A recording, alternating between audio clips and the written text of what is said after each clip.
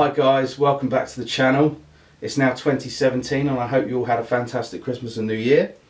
I haven't posted a video in a while, my schedule's been a bit all over the place, but I now have a couple of months to do some new videos, some new content, so I'm going to carry on with the pedal demos, but also I'm going to start this new segment which I'm going to call a question of tone. And what I want to do is take a look at how to achieve certain sounds, guitar and bass sounds, pickup comparisons, speaker comparisons, anything you want to see, let me know. But today we're going to be focusing on getting a realistic royal blood bass sound.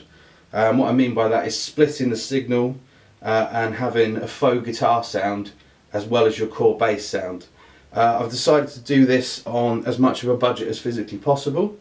I've got two pedals on the floor and I'm using software amp emulation, and I've chosen to do that because I'm not a massive fan of computer amp emulation, or not the ones that I've used anyway.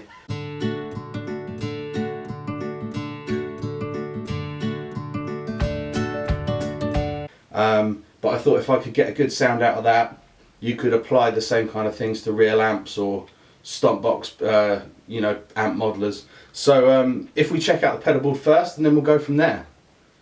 So on the floor we're keeping it really simple. I apologise for all the dirt on the floor, there's gear in and out of here all the time, so there's dirt everywhere. The main bass signal comes into here, which is a Boss TU2. It's actually a tuner, but I'm using it to split the signal, but you can use any stereo pedal or any kind of amp or signal splitter. The core bass sound is then coming out of this line straight into one channel on the computer interface. The split is getting sent down to this Mooer tender Octaver. The dry signal is dialed all the way out, as is the sub, and the upper octave is cranked to get a fake octave up guitar sound from the bass. Then this line is going straight out into the interface of the computer and being affected up there. So if we check out what's going on the computer now, just to have a really quick look at what's going on up here, I'm using GarageBand and I'm using the included GarageBand amp emulations. I've got three channels. I've got a bass channel and two guitar channels. The bass channel is the clean bass coming from the TU2, and the two guitar channels are coming from the Tender Octaver and then duplicated at the computer.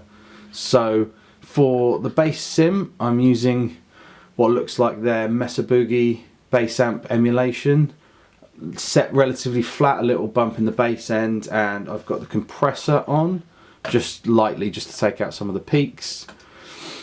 I've got a guitar stack channel in which I'm using their Marshall emulation. It looks like an 800 kind of thing. I've got the gain maxed out, but it's not super gainy. The bass is bumped a little bit, the mids are bumped a little bit, and the treble's knocked back, and the presence is boosted.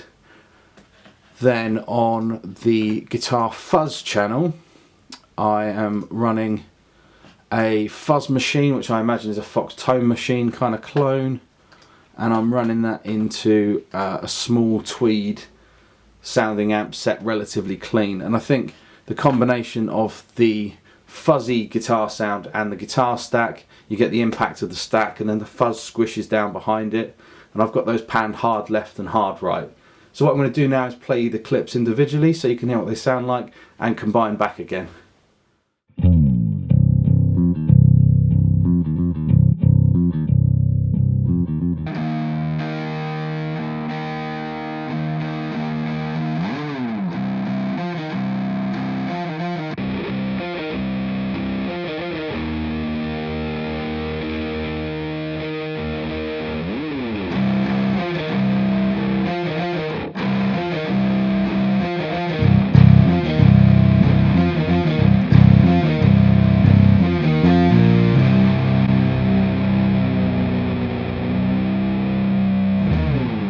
Well, there you have it guys. This was sort of the quickest and most universal way I could think to describe and demonstrate this kind of setup. Most of the elements are interchangeable. The tuner's only being used as a splitter, so you can use another pedal or another splitter. The octave pedal can be, as long as you've got an octave up function on it, anything like that will work, like a POG. The amp emulation software can obviously be substituted for real amps. I don't think you need the stereo guitar or faux guitar track. I just thought it added some depth to the mix and also sounded a bit more like the actual Royal Blood recordings. But yeah, I hope you've enjoyed this video, and please let me know if you give it a try yourself and what kind of gear you're going to use for it.